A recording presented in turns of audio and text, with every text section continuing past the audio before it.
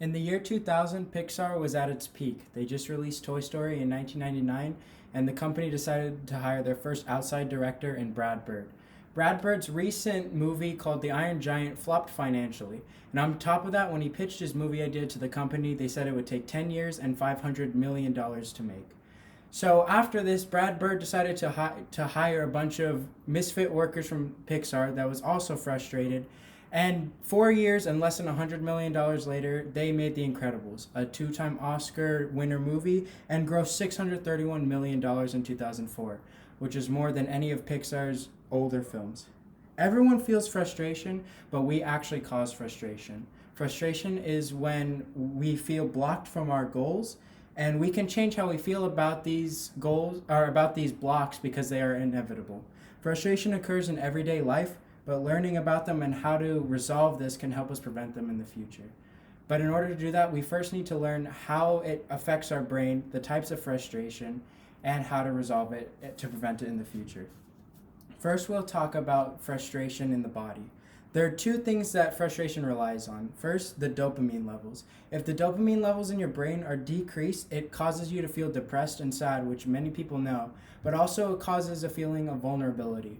And this vulnerability is related to the norepinephrine levels in your brain, which are related to stress levels. We worry more when our stress levels are higher, which causes more neurons to fire in our brain, which causes a cycle of frustration. If this cycle is left untreated, then the brain will become addicted to frustration, and it causes a vicious cycle.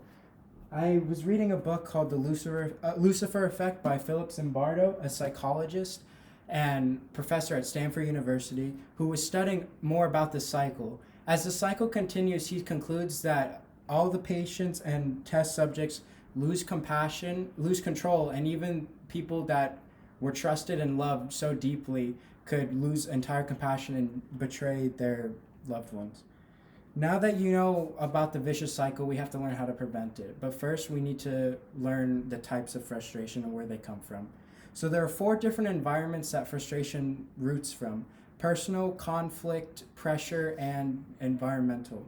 The first one is personal frustration. This is dealing with unrealistic expectations.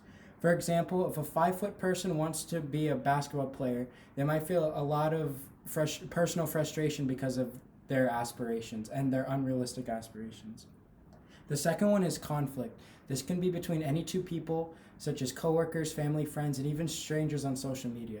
Frustration is a contagious feeling, so one comment that may seem a little too aggressive might lead it to an unwanted argument. The third one is pressure frustration. This is more related to teachers, students, and employer-employee relationships. If a teacher or a boss cannot differentiate between pressure and motivation, they'll alter in results in their students and their employees. Students and employees might feel more frustrated rather than inspired by their bosses and employers, and that might cause a lot of issues. The fourth and most common type of frustration is environment. This is things that we can't control, such as traffic jams, deaths in the family, or natural disasters.